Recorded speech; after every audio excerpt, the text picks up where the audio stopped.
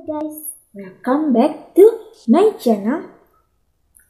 Pada video kali ini aku akan membahas tentang persalinan lewat tanggal HPL. Apa itu HPL? Hari perkiraan lahir. Aku mau bahas video ini karena banyak banget pertanyaan dari ibu-ibu hamil yang bertanya kenapa bayinya belum juga lahir melewati hari yang sudah diperkirakan oleh dokter atau bidan. Nah, sebelum kita lanjut ke pembahasannya, jangan lupa ya untuk like, subscribe, dan aktifkan tombol notification supaya kalian tidak ketinggalan info menarik lainnya dari aku. Oke guys, let's go! Oke guys, jadi kita lanjut ya. Hari perkiraan lahir adalah tanggal yang diperkirakan melalui beberapa cara. Seperti perhitungan hari pertama haid terakhir. Nah, biasanya ini digunakan oleh para bidan-bidan. Nah, jadi kalau Anda memeriksakan kehamilan Anda di puskesmas, di bidan, klinik bidan, pasti bidan akan bertanya tentang HPHT atau hari pertama haid terakhir Anda untuk memperkirakan hari perkiraan lahir. Dan bisa juga melalui USG yang dilakukan oleh dokter di rumah sakit. Nah, juga di klinik dokter juga bisa dilakukan USG. Nah, hari perkiraan lahir ini bukanlah hal yang mutlak dan bisa saja terjadi di luar perkiraan. Beberapa penyebab bayi lahir lewat HPL. Yang pertama itu menghitung hari pertama haid terakhir yang salah. Misalnya banyak ibu hamil yang ditanya oleh bidan tentang HPHT-nya, dia masih bingung tentang HPHT-nya sendiri sehingga banyak yang salah dan menghitungnya pun jadi salah sehingga menjadi bayi lahir lewat tanggal HPL. Nah, yang kedua itu kehamilan pertama.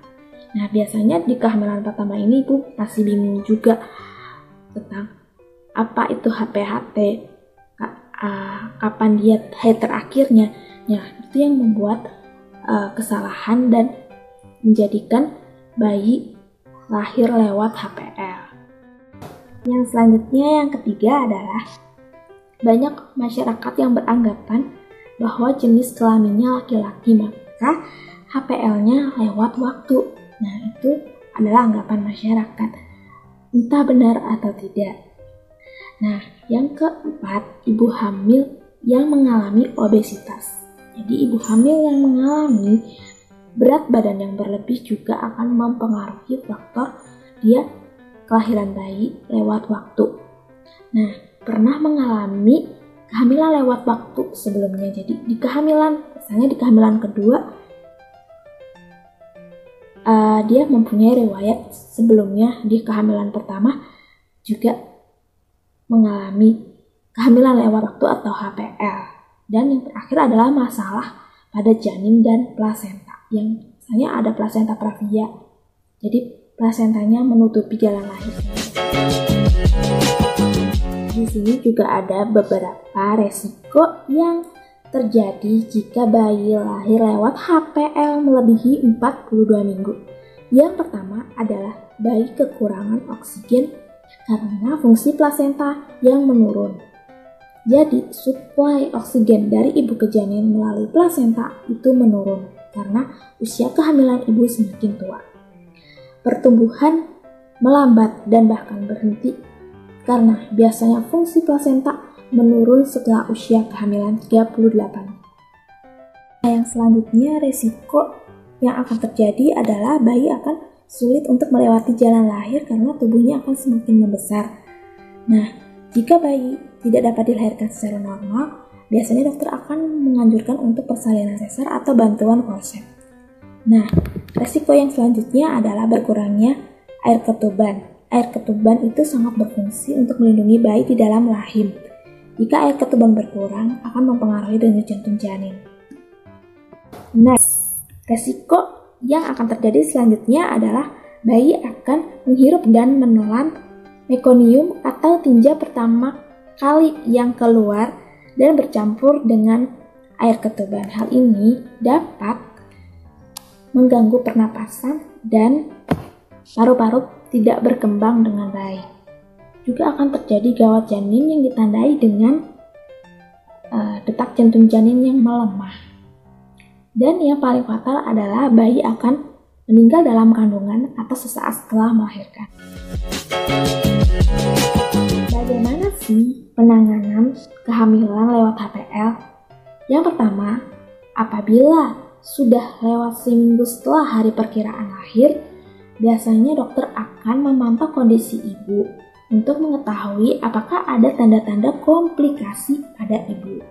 Nah, umumnya ibu akan segera melahirkan sebelum menginjak usia kehamilan 42 minggu. Penanganan yang kedua adalah untuk mencegah persalinan di atas usia 42 minggu.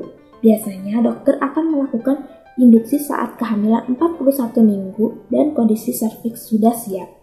Bahkan secepat mungkin jika ada komplikasi. Ada juga dokter yang memilih untuk menunggu persalinan secara alami atau menyarankan induksi alami sambil memonitor keadaan ibu dan janin.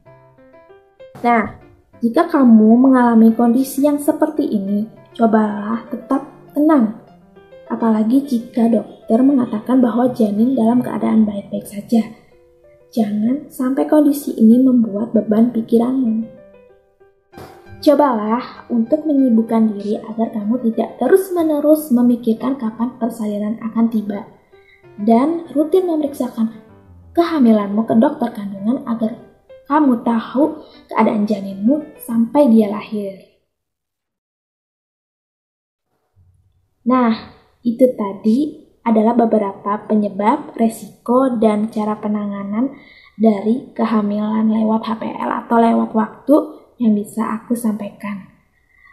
Jika kamu suka dengan video aku, jangan lupa untuk like, beri komentar agar channel aku semakin maju dan dapat memberikan informasi yang terbaik lainnya buat kalian semua. Oke? See you, bye-bye.